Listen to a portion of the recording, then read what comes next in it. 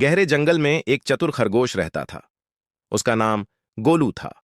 गोलू छोटा था, लेकिन बहुत तेज दौड़ता और दिमाग से भी तेज था। उसी जंगल में एक चालाक लोमड़ी भी रहती थी, जिसका नाम लाली था।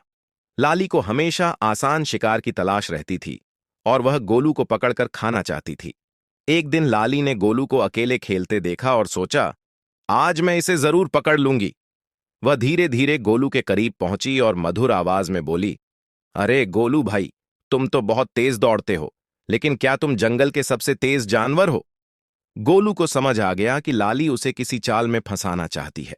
उसने मुस्कुराकर कहा, मुझे नहीं पता, लेकिन अगर तुम चाहो तो हम दौड़कर देख सकते हैं। लाली को यकीन था कि वह अपनी चालाकी से गोलू को हरा देगी। उसने झटपट दौड़ की शर्त मान ली। गोलू ने कहा, हमारी दौड़ उस बड़े पेड़ से शुरू होगी और नदी के पास खत्म होगी, लेकिन पहले हमें जंगल के राजा शेर से इजाजत लेनी होगी। लाली को यह बात समझ में आई और दोनों शेर के पास पहुंचे।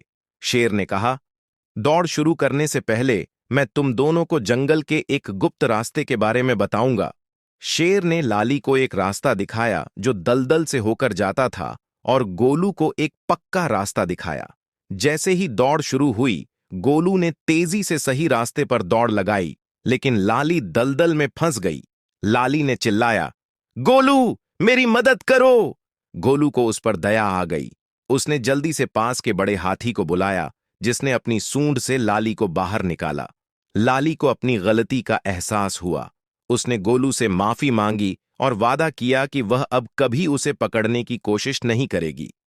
गोलू ने मुस्कुराकर कहा, चालाकी से ज्यादा दिमाग और अच्छाई जरूरी होती है। उस दिन के बाद से गोलू और लाली अच्छे दोस्त बन गए और जंगल में मिलजुल कर रहने लगे। शिक्षा: बुद्धि और अच्छाई से ही सच्ची जीत मिलती है।